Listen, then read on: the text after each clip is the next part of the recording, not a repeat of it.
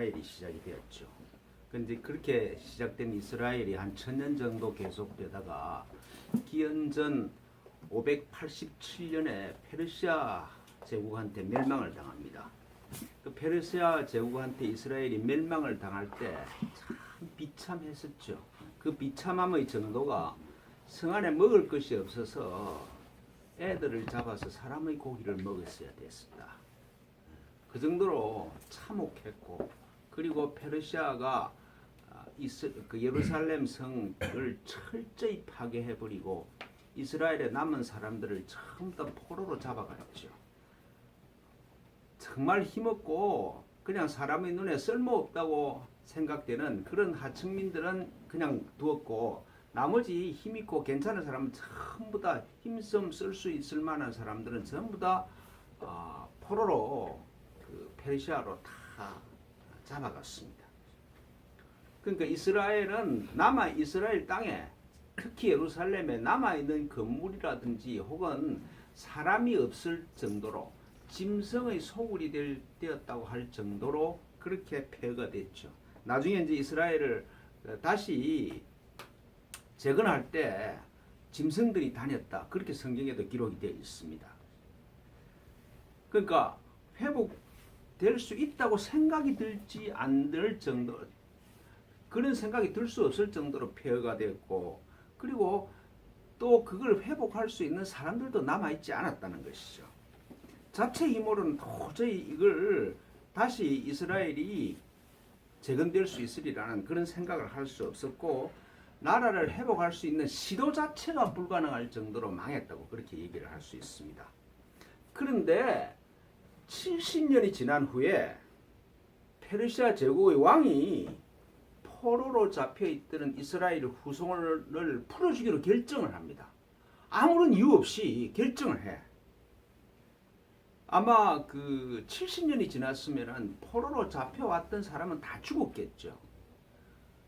그러니까 포로로 잡혀왔을 그때 태어난 사람이 70세 정도 됐으니까 실제로 이스라엘을 경험했던 사람은 거의 아무도 없었을 거예요. 그러니까 이스라엘의 역사는 옛날 이야기고 그냥 이야기거리지 실제 자기 삶하고 관계 있다고 그렇게 별로 생각도 하지 않았을 거예요. 그리고 이스라엘 그 해방 운동을 전개할 수 있을 정도로 역량도 없었고, 그리고 또 페르시아 제국 내에서 그런 독립운동을 일으킬 수 있다는 건 그건 상상도 할 수 없는 일이죠. 그 당시에 제일 강대한 그 지역, 중동 그 중건동 지방을 다스리는 제일 강대한 나라가 페르시아였는데, 그 페르시아로부터 벗어나는 걸 페르시아 안에서 시도가 가능했다. 그건 생각도 할 수가 없는 것이죠. 꿈에서나 하여튼 옛날에 우리 그렇게 생활했었지. 옛날 우리 선조들이 우리 몇 대 앞에 사람들이 그렇게 생활했었다 하고 얘기할 수 있는 정도지, 상상도 할 수 없던 일이었는데 페르시아 제국의 황제가 칙령으로 포로를 해방시켜요. 이스라엘에 돌아갈 수 있다. 그리고 그것만 아니고 이스라엘로 돌아갈 수 있는 길도 닦아주고, 그리고 짐승이 살 정도로 폐허가 된 예루살렘을 재건할 수 있도록 물자도 가져가라 그래요. 기이하잖아요. 포로로부터 해방시켜준 것도 고마운 일인데, 황제가 칙령을 내려서 이스라엘 사람들이 원하는 건 다 도와주라고 그렇게 페르시아 제국의 각 지방에 명령까지 내리면서, 그러니까 물자까지 공급을 해주시면서, 그래서 이스라엘 돌아가서 예루살렘을 재건하라, 그런 칙령을 반포했다는 것입니다. 참 기이하죠. 기이하지. 그래서 이렇게 기이한 일을 두고 본문에서 하시는 말씀이, 여호와께서 시온의 포로를 돌려보내실 때 우리는 꿈꾸는 것 같았도다. 정말 꿈꾸는 것 같았겠죠. 자기들이 노력한 것도 아니고 힘이 있었던 것도 아니고 시도를 했던 것도 아닌데 그 이 성을 재건할 수 있는 독립할 수 있는 물자가 있었던 것도 아닌데 그냥 하늘에서 떨어졌으니까 꿈이지 생신은 아니죠. 상상으로도 해본 일이 없었던 일이 일어났으므로 하나님께서 개입하셨다고 할 수밖에 없죠. 시온의 포로를 돌려보내실 때 꿈꾸는 것 같았다. 그러니까 하나님께서 하시고 그게 꿈만 같은 일이 일어난 것이죠. 생신지 꿈인지 꼬집어 봤을 것 아닌가 그렇게 생각될 정도입니다. 그래서 입에는 웃음이 가득해. 그냥 좋아. 안 그렇겠습니까? 그냥 좋지. 그리고 얼굴에는 웃음을 띌 수밖에 없고 그리고 즐거움이 막 노래로 나오지. 혀는 나도 모르게 막 찬송이 혀에서 나도 모르게 찬송이 흘러나와. 너무 좋았어. 너무 좋고 기뻐서 그 기쁨을 억제하고 감출 수가 없었다는 그런 뜻이겠죠. 이런 일이 이스라엘 사람들한테 일어난 것을 보고 이웃들이 하는 말이 여호와께서 그들을 위하여 큰 일을 행하셨구나. 그러니까 하나님에 대한 감각도 없는 사람들이 보고 야, 이 하늘의 섭리와 도움이 없으면 있을 수가 없는 일이다. 그렇게 얘기를 했다는 것입니다. 영적인 감각이 전혀 없는 사람이 봐도 야, 참 기이하다 이게. 어째 이런 일이 있을 수가 있는가?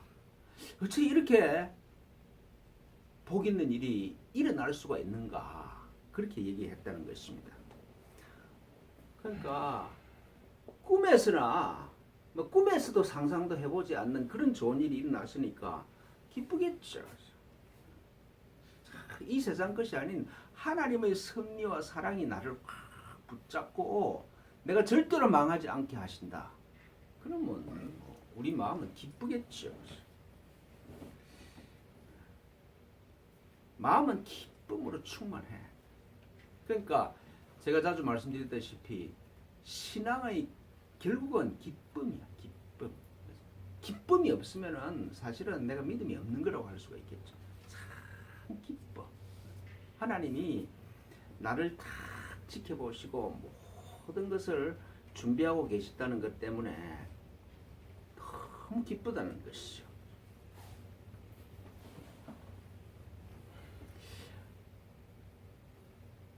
이스라엘이 페르시아 제국으로부터 해방되어서 다시 나라를 회복했다. 그렇게 회복된 이스라엘이 예수님 이후에 그러니까 한 600년 이후에 다시 멸망하죠. 로마 제국에 의해서 멸망해서 사라지고 나서 다시 이스라엘이라는 나라가 재건된 게 1945년입니다. 그러니까 2000년 동안 나라가 없었어. 2000년 동안 세상을 떠돌면서 말을 지키고 민족의 정체성을 지키고 그리고 2000년 후에 이스라엘이라는 나라가 지금 팔레스타인에 건국되었다는 게 참 기이하죠. 도저히 있을 수 없는 일이잖아요. 그런 걸 보면은 이스라엘 역사 자체는 하나님을 상정하지 않고 하나님을 가정하지 않고 설명을 할 수 없는 것 아닌가 그렇게 생각이 됩니다. 사람의 실수와 가난 이런 거 별 문제가 안 된다 하는 걸 이스라엘 역사를 보면은 알 수 있는 것 아닐까 그렇게 생각이 됩니다. 사람은 아무리 실수하고 잘못해도 하나님의 섭리가 있으면은 2000년 후에도 부강한 나라를 만들어 주신다. 그렇게 말씀드릴 수가 있겠죠. 참 위대한 역사라고 할 수가 있습니다. 근데 이스라엘 역사가 아무리 하나님의 섭리와 사랑으로 가득하다 해도 남의 역사잖아요. 우리 민족의 역사와는 관계없지. 특히 나하고는 관계가 없는 일이잖아요. 그런데 이 이스라엘 해방의 역사가 개인의 의식의 차원에서 심화되고 확장되는 일이 그리스도로 깨어나는 예수님 안에서 일어나고 있는 것이죠. 그러니까 이런 성경에서 말하는 모든 사건의 결정체가 예수 그리스도 안에서 일어나는 사건을 설명을 해 주시는 것이죠. 예수께서 그리스도로 깨어났기 때문에 그 예수가 지금 우리와 관계가 있으면은 이 사건이 남의 얘기가 아니라 내 이야기로 바뀌게 되는 것입니다.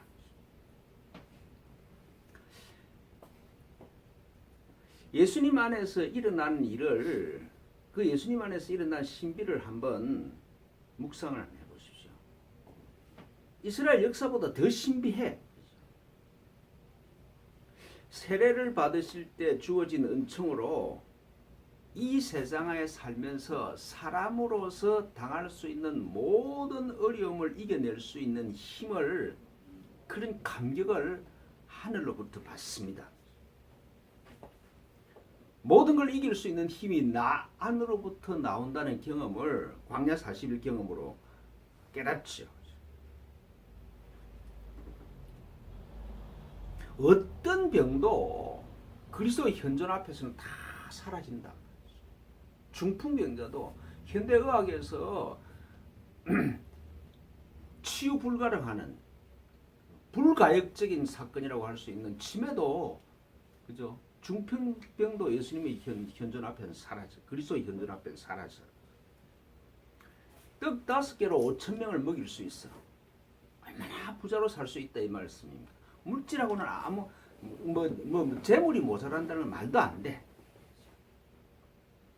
귀신, 즉 왜곡된 인격, 정신 이상된 사람들이 그리스도 앞에 서면은 다 온전하게 되고, 그리고 사람을 쳐다보면은 그 사람이 누군지를 알아. 그래서 사람을 의존하지 않고, 이 세상에 있는 사람을 의존하지 않고 살 수 있는 자유함이 예수님한테 있어. 바람과 풍랑을 잠재우고 날씨까지 마음대로 할 수가 있습니다. 멀리 있는 병자로 고치면서 거리가 문제가 되지 않는 사람이에요.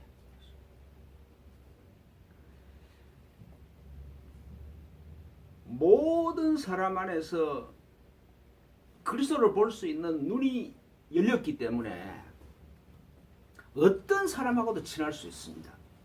그러니까 막 거지도 좋고 창녀도 좋고 도둑놈도 좋고 누구든지 격이 없이 친할 수 있는 그런 사람이죠.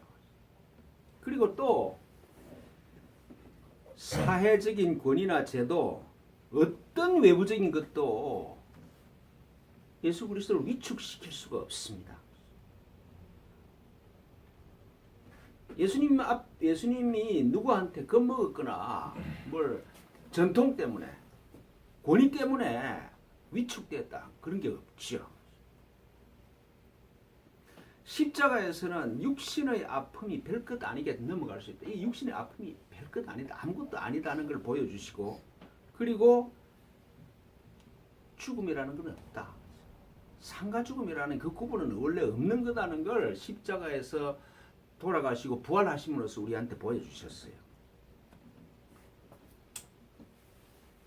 우리가 제일 극복할 수 없는, 사람의 생각으로 제일 극복할 수 없는 게 시간과 공간이잖아요. 시간과 공간은 우리한테는 절대적인 소여, 그러니까 사람은 시간과 공간을 절대적으로 벗어날 수 없다고 생각하는데, 근데 예수님으로 말미암아 시간과 공간은 사람의 마음에 있는 것이고 그건 얼마든지 넘어갈 수 있는 것이다 하는 걸 보여주셨어. 그러니까 공간도 문제가 안 돼. 지금 예수님 안에 있는 그리스도가 지금 우리 안에도 계셔.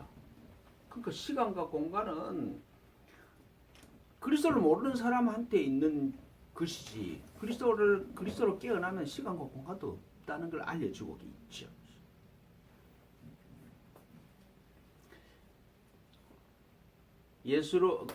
그리스도로 깨어난 예수를 부자유스럽게 할 수 있는 건 온 우주에 하나도 없습니다.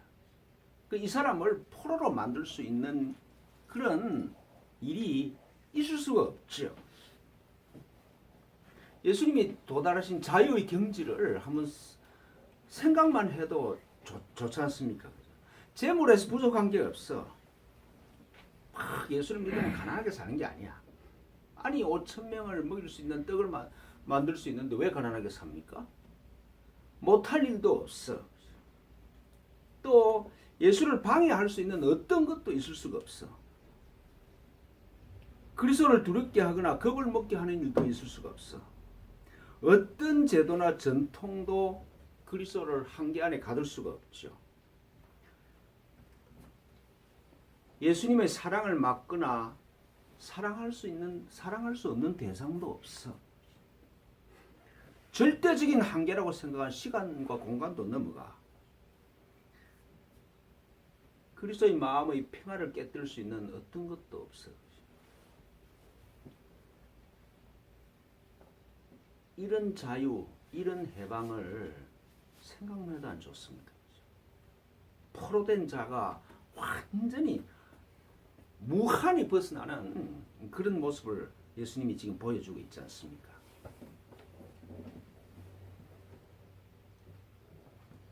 요셉과 마리아를 부모로 둔 사람의 아들인데, 근데 그리스도의 의식에 들어와서 내가 사람의 아들이 아니라 하나님의 아들 그리스도라는 걸 깨달았어. 우주를 창조하신 창조주의 아들이라는 걸 깨달았어. 그래서 이런 무한한 자유의 경지에 도달하신 예수께서 하나님께서 자기한테 이런 은총을 주신 이유는 모든 사람이 자기가 서 있는 이 위치로 오기를 원하는 게 하나님 아버지 뜻이라는 걸 깨달았어요. 나로 말미암아 모든 사람이 하나님의 아들로 누리는 이 경지로 이끄시기를 원한다는 걸 이 예수가 알아들었어요. 자기가 이 세상을 보내심을 받은 이런 은총을 주신 이유는 사람들을 이런 경지로 이끄시는 사자로 보내심을 받았다는 걸, 하나님의 보내심을 받아서 여기에 있다는 걸 알아낸 것이죠. 그래서 예수님이 우리한테 하시는 말씀이잖아요. 내가 길이요 진리요 생명이니 나로 말미암지 않고는 아버지께로 올 자가 없느니라. 나를 쳐다봐라. 내 안에 네가 살아갈 길이 열린다. 내 안으로 들어오면 진리를 알고, 그러니까 아버지와 하나라는 진리를 깨닫게 되고, 그리고 생명의 길을 열린다 말씀이죠. 나는 부활이요 생명이니 나를 믿는 자는 죽어도 살겠고 무릇 살아서 나를 믿는 자는 영원히 죽지 아니하리라. 한계가 없는 시간 공간, 그러니까 무한과 영원으로 들어가는 문이 내 안에서 열리고 있다. 너희가 내 안에 거하고 내 말이 너희 안에 거하면 무엇이든지 원하는 대로 구하라. 그리하면 이루리라. 부자유라는 건 있을 수가 없다. 전능한 하나님의 아들이고 아버지와 하나라고 그러면은 불가능은 없는 것이다. 이런 예수님의 말씀이 하나님 아버지께서 예수를 통해서 사랑하시는 아들한테 전하시는 말씀 아니겠습니까? 우리 보고 들으라는 말이지. 예수만 그런 게 아니고 너희들도 지금 예수처럼 그리스도로 변형된 예수처럼 살 수가 있다.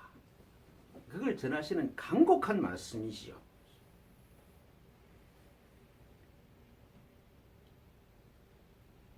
예수님은 자기만 유일한 하나님의 아들 그리스도라고 그렇게 얘기를 하시지 않죠.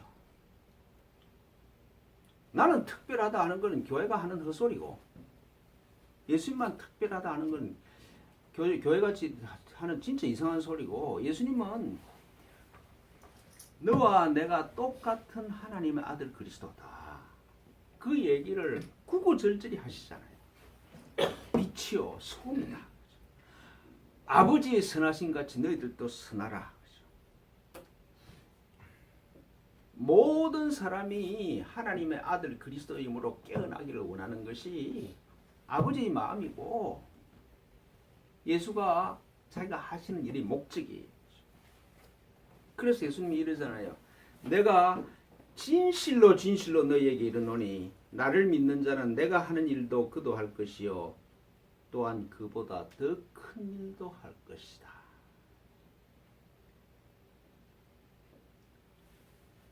내가 하는 일을 진짜 알아들었으면은 내 몸을 보고 내 몸보다 더 큰 일이 일어나야 되는 거잖아요. 너희들은 그런 존재다. 그렇게 선언하시죠.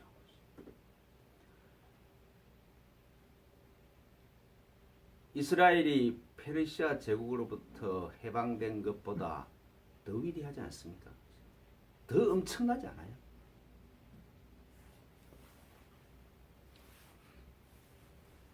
사람은요, 짐승처럼 닥치는 대로 살지 않습니다. 스스로 한번 생각을 해보십시오. 내 삶이 내 마음이 결정해서 그렇게 살아가지. 내 마음에서 가치 있다고 생각하는 것, 이래야 되겠다고 결정한 대로 살아가는 겁니다. 내가 옳고 내 마음에 드는 대로 살아가잖아요, 우리가. 바람 부는 대로 살아가지 않아. 내 마음이 결정해서 살아가지. 그러니까 내 삶의 여정은 내 마음이 이끌고 온 것이지 누가 다른 사람이 나를 이 자리에 세운 게 아니야. 내 고집대로 내 쪼대로 살아서 지금 여기까지 온 것이지. 그러니까 내 마음이 정한 방향과 목표 때문에 지금 내가 여기에 있다는 걸 분명하게 아셔야 돼. 책임이나 상황이 나를 이끌어서 아니야. 내가 있는 상황을 해석하고 내 마음이 옳다고 생각하고 내 마음이 원하는 대로 와서 결정하고 왔기 때문에 여기까지 와 있어. 그러니까 내 마음이 뭘 기중하게 여기고 어느 방향으로 가고 있는지를 봐야 된다는 것이죠. 세상의 소리나 내 안에 들어오는 정보나 혹은 책에서 듣거나 누구한테 들은 소리나 혹은 이 세상에서 있는 걸 목표로 가면은 그 끝은 틀림없이 방황이고 죽음이죠.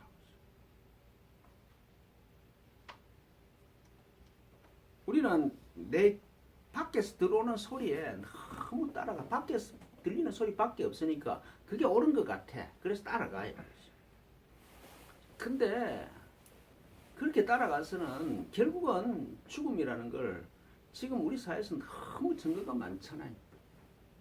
요새 최근에 보니까 재벌과 후세들이 여기도 그렇고 저기도 그렇고 마약 먹었다는 마약 투약 그것 때문에 구속되고 난리를 벌이고 있습니다. 그러니까 이 세상에서의 성공이나 재물의 한계를 극명하게 보여주는 사건이잖아요. 그리고 이 세상 것에 목표를 두고 열심히 노력한다고 해서 성공할 수 있는 것도 아니에요. 산술적으로는 성공과 실패가 반반이라고 할 수가 있는데 재벌이 되거나 스타가 되거나 하여튼 어느 분야에서 최고가 되는 거는 1등이 되려는 거는 그거는 거의 로또 당첨되는 확률이라고 해요. 수만 명의 실패자가 있는 그 위에 성공한 사람이 한 사람 서는 거지 않습니까?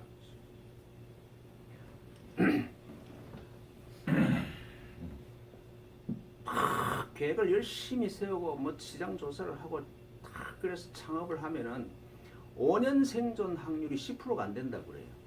10%도 성공한 게 아니야. 거의 성공할 확률이 없는 것이죠.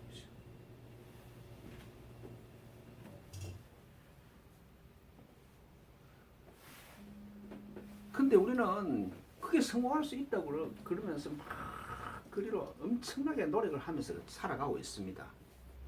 그런데 내가 내 정체성이 하나님의 아들 그리스도라는 그 깨달음을 목표로 두고 가면은 100% 100% 성공한다는 것이죠. 울며 씨를 뿌리러 나가는 자는 반드시 기쁨으로 그 곡식을 그 단을 가지고 돌아오리라. 그렇게 말씀합니다. 성경의 약속이잖아요. 반드시 성공한다. 나는 하나님의 아들 그리스도죠. 하나님이 나를 그렇게 창조하셨어. 하나님이 그렇게 창조한 사실이 변한 적도 없고 앞으로 변할 수도 없고 지금도 변하지 않았어. 문제는 지금 내가 그 사실을 모르고 있을 뿐이야. 이미 이루어져 있고 그리고 하나님이 원하시는 방향이기 때문에 실패의 가능성은 없어. 성공만 기다리고 있다는 말씀이죠. 예수님이 우리한테 보여주신 이 무한한 자유가 있는 이 길이 절대로 실패할 수 없는, 내가 마음을 정하고, 인생은 내 마음이 정한 대로 살아가는 거니까. 그렇잖아요. 내 마음이 정한 대로 살아가는 거잖아요.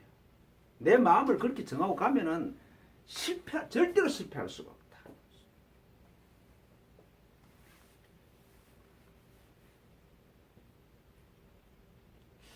침묵의 여정, 나를 부인하는 여정 속으로 들어가면은 이제까지 살아온 내 에고는 극렬하게 저항을 합니다. 온 우주가 방해를 하는 것 같고 내 존재 자체가 저항하는 것 같아. 그래서 불교에서는 그렇게 말씀하시죠.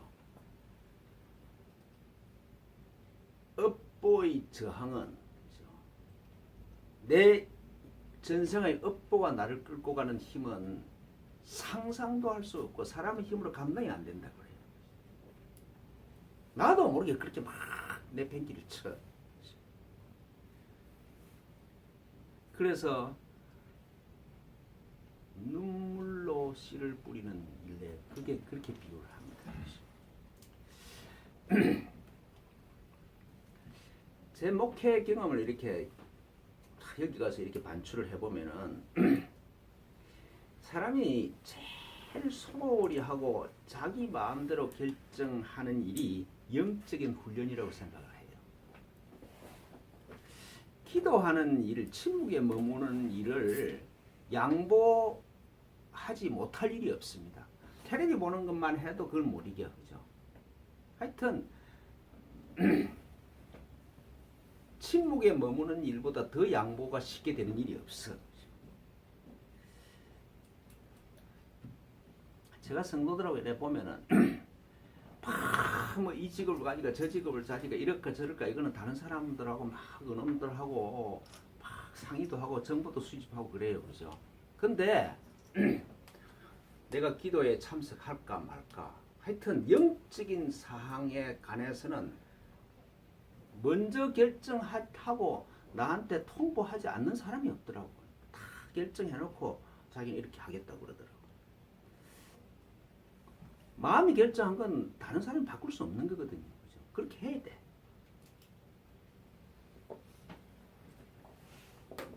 시간만 가면은 분명히 후회해야 할 일인데 아주 그럴듯한 논리와 완벽한 합리성을 가지고 딱 그렇게 결정하고 내가 옳지 그죠? 옳다고 할 수밖에 없지, 그죠?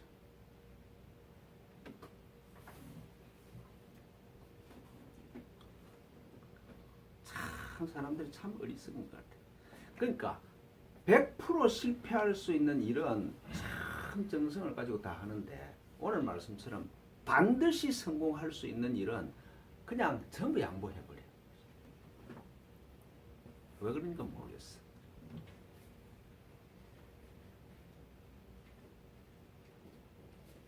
그런데 침묵 속에서 그리스도로 깨어남을 목표로 두고 걸어가면은 이웃이 하나님께서 그를 위해서 큰 일을 행하셨네 라고 할 수 있는 일이 반드시 일어난다.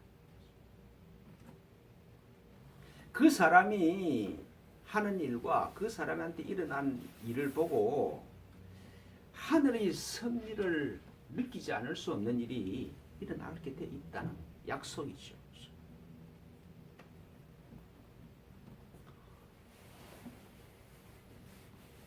스스로 생각하면 참 내가 시원찮은 것 같아요. 그죠?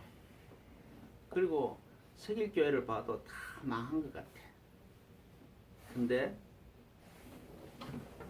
이 속에서 70년 포로 생활에서 해방된 것 같이 시원찮은 목수 아들한테 그런 엄청난 자유가 임한 것 같이 여러분들을 통해서 이 세길교회를 통해서 이웃이 그런 하나님의 섭리를 고백하게 하는 게 하나님 뜻 아니겠습니까? 그게 내가 인생을 사는 의미지. 세길교회가 지금 이 세상에 있는 목적이고 의미지. 그러니까 우리 각자는 위대한 존재라고요. 오늘 본문의 마지막 말씀이 울며 씨를 뿌리러 나가는 자는 반드시 기쁨으로 그 곡식의 단을 가지고 돌아오리다. 어떤 결정을 하든지 간에 삶에서 어떤 결정을 하시든지 간에 이 말씀을 먼저 떠올리십시오. 내가 지금 무슨 씨를 뿌리러 나가는가? 항상 마음을 결정하기 전에 이 말씀을 기억하는 훈련을 꾸준히 해보십시오. 이 말씀을 떠올리는 일이 습관화되면은 인생은 불행해질 수가 없습니다.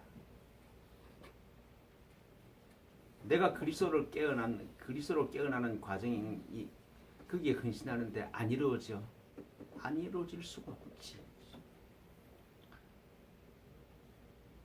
예수 그리스도가 달성한 그 자유를, 그 해방을 주시기를 원하는 것이 하나님의 뜻인데 왜 안 이루어지겠습니까?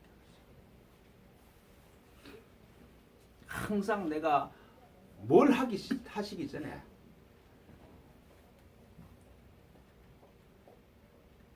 내가 지금 뭘 목표로 하고 씨를 뿌리고 있는가? 그걸 한번 성찰하고 사십시오. 하여튼 간곡하게 부탁드립니다.